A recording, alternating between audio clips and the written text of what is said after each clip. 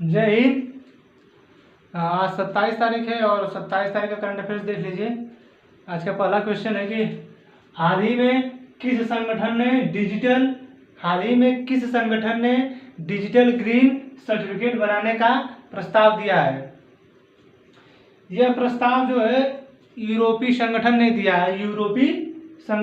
है, जिसमें 27 देश हैं। यूरोप के 27 देश हैं। यह जो संगठन है एक राजनीतिक और आर्थिक मंच है, मतलब आर्थिक विकास के लिए और राजनीतिक विकास के लिए। वहाँ के लोग पढ़े लिखे ज़्यादा है ना, वहाँ पे एक संगठन एक मुख्यालय बना देते हैं लोग। सभी देशों के लोग जो मुख्य प्रधानमंत्री चाहे जो है एक ही जगह आके मीटिंग करेंगे। उसके बाद वहाँ का फैसला मतलब क्या करना चाहिए क्या नहीं करना चाहिए, ऐसे ऐसे फैसले वहाँ ले जाते हैं। बाहर एशिया में ऐसे ऐसे फैसले कभी हो ही नहीं सकते हैं। पाकिस्तान कहेगा उसका मुख्यालय मेरे यहाँ बनाइए, चाइना अपने यहाँ, बांग्लादेश अपने यहाँ, इंडोनेशिया अपने यहाँ, मतलब अलग लोग रहते हैं। लेकिन यूरोप एक ऐसा मतलब महाद्वीप है कि उसका कुछ अलग ही हिसाब है। तो जो यूरोपीय संगठन है इसमें 27 देश हैं। ये अच्छा, ये संगठन क्यों बनाया गया है, मतलब प्रस्ताव किया गया है? जैसे कोरोना जिसको हुआ है या चाहे नहीं हुआ है, जो वैक्सीन लगेगी उसे एक सर्टिफिकेट मिलेगा।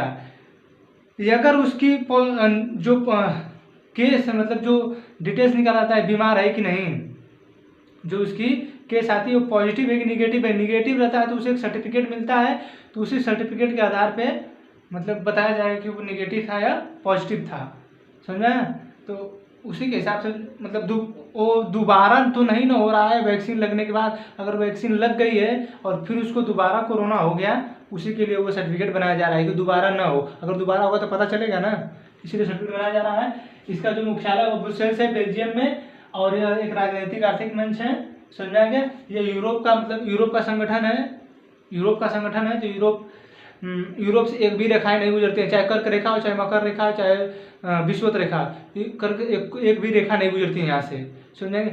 सिर्फ यूरोप महाद्वीप ही है जहाँ से एक भी कर्क रेखा, चाहे मकर रेखा, चाहे विषुवत रेखा कोई नहीं गुजरता है, समझाया? दूसरा क्वेश्चन आप लोग देख लीजिए।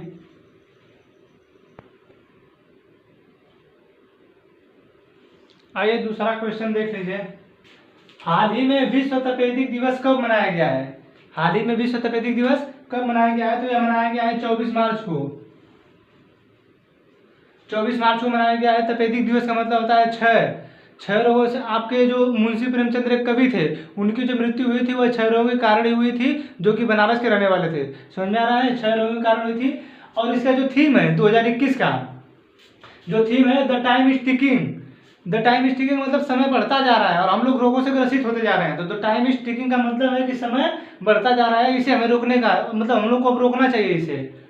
ये जो है समझ आ रहा है कि नहीं? द टाइम इज टिकिंग का मतलब समय बढ़ता जा रहा है और हमें अपने आप को रोकना है, बीमारियों से बचाना है, समझ आ रहा है? अब वर्ल्ड ट्यूबरक्लोसिस डे इसका मतलब पूरा नाम है इंग्लिश में, वर्ल्ड ट्यूबरक्लोसिस डे, विश्व तपेदिक दिवस, समझ आ रहा है? अब इसे जो देखेगी अपने अंडर में लेगी WHO ही लेगी ना, विश्व स्वास्थ्य संगठन ही लेगा इसे ना।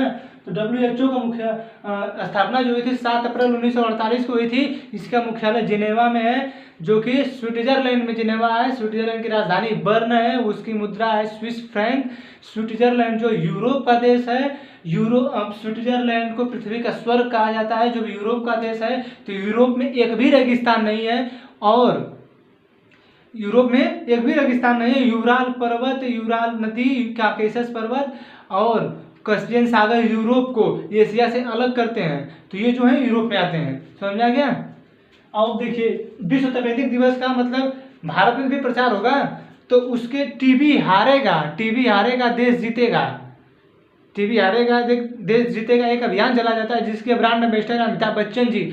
अब अमिताभ बच्चन से सवाल आया गया तो लाजमी है कि सवाल और आगे जाएगा। तो उन्हें दादा साहब फाल्के अवार्ड मिला है 2018 का, वो अवार्ड है 50वां, जबकि 49वां जो 2017 का मिला था वो विनोद खन्ना जी को मिला था। पहला दादा साहब फाल्के अवार्ड देविका रानी को मिला है। दादा साहब फाल्के को भारतीय फिल्म जगत का पिता कहा जाता है। दादा साहब फाल्के फिल्म अवार्ड की शुरुआत 1969 ईस्वी में हुई थी, समझ में आ रहा है? तीसरा क्वेश्चन देख लीजिए, ज़्यादा तेज हो जा रहा है लग रहा है। तीसरा देख लीजिए।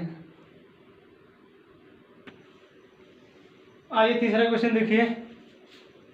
हाल ही में केंद्रीय मंत्री केंद्रीय मंत्री रमेश पोखरियाल निशंक ने शहीद भगत सिंह स्मारक का उद्घाटन कहाँ किया है? तो उद्घाटन किया इन्होंने न्यू दिल्ली। भारत की राजधानी न्यू दिल्ली है, भारत की प्रशासनिक राजधानी नई दिल्ली है, और भारत की आर्थिक राजधानी जो है वो मुंबई है। पूछता है क्वेश्चन, भारत की आर्थिक राजधानी मुंबई, भारत की प्रशासनिक राजधानी दिल्ली। भारत की जो नई दिल्ली है, यहाँ पे राष्ट्रपति भवन है, नई दिल्ली में ही संसद भवन है। संसद भवन की स्थापना 1900 बनना शुरुआत हुआ तो 1921 में, उसे पूरा किया गया 1927 में। संसद भवन के जो निर्माणकर्ता थे एडविन लुटियंस थे। जो संसद भवन बना है, जो पुरानी दिल्ली है, वहाँ को अभी भी लुटियंस दिल्ली के नाम से जाना जाता है। राष्ट्रपति भवन के पीछे का जो विभाग है उसे लुटियंस दिल्ली के नाम से जाना जाता है। जो वहाँ पे भी राष्ट्रपति भवन के पीछे जो मकान बने हुए थे, लुटियंस मकान मतलब घर बोला जाता है, लुटियंस। तो अभी भी लुटियंस दिल्ली है, और 1921 में शुरुआत हुआ था बनना, 1927 में पूरा हुआ था बनके। रमेश पोखरियाल जो है वो केंद्रीय शिक्षा मंत्री हैं। अब देखिए, शहीद भगत सिंह स्मारक का उद्घाटन हुआ, तो भगत सिंह के बारे में थोड़ा जान लीजिए।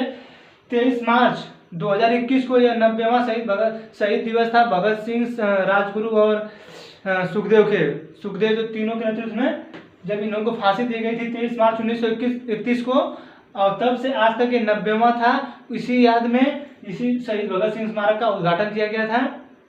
समझ में आ गया सब? समझ में आ रहा ना? ज्यादा थोड़ा तेज बोल दिए हैं। चलिए चौथा क्वेश्चन देख लीजिए। अच्छा, एक चीज और ध्यान दीजिए, जो संसद है इसके 3 अंग होते हैं, लोकसभा, राज्यसभा, राष्ट्रपति।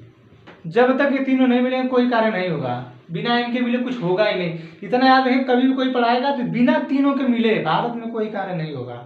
समझ आ रहा है ना? चौथा क्वेश्चन देख लीजिए। आइए चौथा क्वेश्चन देख लीजिए। हाल ही में केन बेतवा लिंक परियोजना के लिए यूपी ने किस राज्य सरकार के साथ समझौता किया है? तो यह समझौता हुआ एमपी के साथ।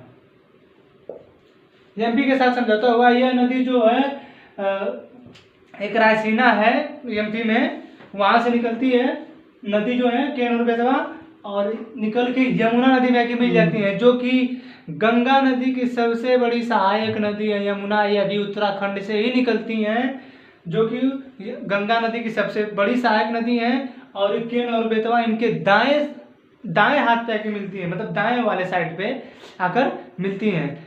नदियां पूछता है किस तट पे आके मिलती है, दाएं पे आके मिलती है कि बाएं तट पे? तो आसान है कि मिलती है, लेकिन ये पूछ देगा दाएं से मिलती है कि बाएं से मिलती है। तो ये नदी जो है दाएं से आके मिलती है। अब एमपी से क्वेश्चन है, तो एमपी के जो मुख्यमंत्री जी हैं, मुख्यमंत्री हैं शिवराज सिंह चौहान है, जो बीजेपी के नेता हैं, और आनंदीबेन पटेल यहाँ की राज्यपाल है, जो कि यूपी की भी राज्यपाल है। हमारे संविधान में नियम है कि कोई भी राज्यपाल, राष्ट्रपति चाहेगा तो उसे एक राज्य से अधिक राज्यों का राज्यपाल बना सकता है। अब एमपी से संबंधित है, तो एमपी में सांची का स्तूप है जिसे अशोक ने बनवाया था। कलिंग पर आक्रमण करने के बाद, जब कलिंग पे आक्रमण किया तो बहुत अधिक नरसंहार हुआ, तो उसने बौद्ध धर्म को अपना लिया, जिसके बाद उसने बहुत से स्तूपों का निर्माण किया, जिसमें सांची का स्तूप है जो कि सबसे बड़ा है, जो कि एमपी में है और वहाँ के विदिशा में स्थित है। सबसे बड़ा है, समझ आ रहा है? सबसे बड़ा है।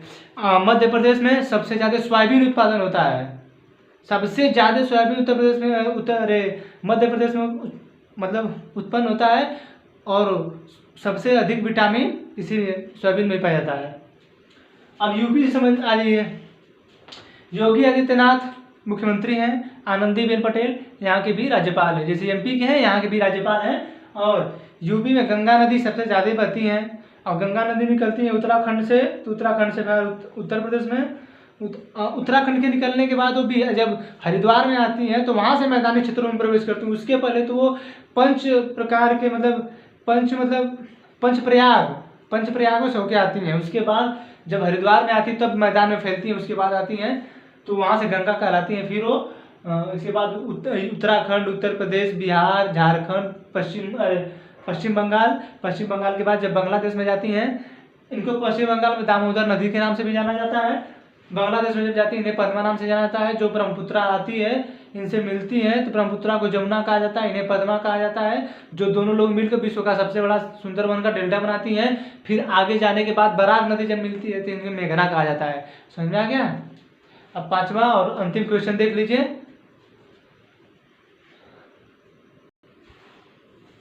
पांचवा और अंतिम क्वेश्चन देख लीजिए। हाल ही में केंद्रीय मंत्रिमंडल ने भारत और किस देश के बीच खेल तथा युवा मामले में सहयोग के लिए समझौता किया है? तो यह समझौता हुआ है मालदीव के साथ। मालदीव दिख रहा है कि नहीं? नोट करके देख लें। हाँ दिख रहा है। मालदीव, मालदीव की राजधानी जो है वह माले है और इसकी करेंसी रुपया है। तो जो मालदीव है वह हिंद महासागर का सबसे छोटा द्वीप है। सबसे छोटा द्वीप है जो कि भारत के लक्षद्वीप के, भारत का लक्षद्वीप जो द्वीप है उसका एक द्वीप है मिनिका, उससे 8 डिग्री चैनल द्वारा अलग होता है। लक्षद्वीप जो है, लक्षद्वीप का मिनिका जो है और मालदीव जो है 8 डिग्री चैनल द्वारा अलग होता है। और जो मालदीव है यह समुद्र तल से सिर्फ 1 से 1.5 मीटर की ऊंचाई पर स्थित है, लगभग 2 मीटर। तो जिस दिन समुद्र का पानी ऊपर उठा पूरा दह जाएगा ये। तो इसीलिए ग्लोबल वार्मिंग के तहत ये सब बचाया जा रहा है कि पिघले ना बर्फ, जिससे अगर बर्फ पिघलेगा, ग्लेशियर पिघले, जैसे अभी उत्तराखंड में फटा था तो वो बर्फ जो पिघला पूरा पानी तो समुद्र में ही जाएगा ना, तो समुद्र का लेवल बढ़ेगा ही। तो उसकी वजह से ग्लोबल वार्मिंग में चेंजिंग के लिए भी कई दिवस मनाए जाते हैं। तो 1 से 2 मीटर इसकी ऊंचाई है।